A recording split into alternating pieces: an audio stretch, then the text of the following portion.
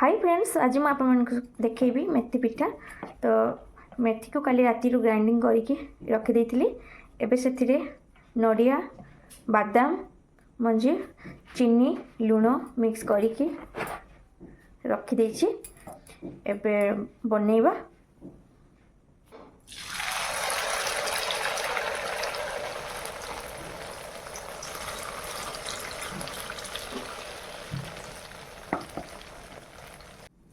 तापर एमती गोटे ढांकुणी देदेबा आउ गैस आंच को लो टू मीडियम फ्लेम रे रखिकी पिठा को सिझी जापाई देबा। कड़ाई बसी पिठा खोलिकी देखिबा।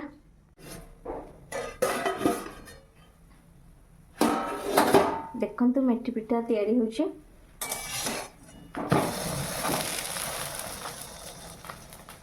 मते मेथी पिठा बहुत पसंद। काकु मेथी पिठा खाइबा भल लगे कमेंट रे जणेबे।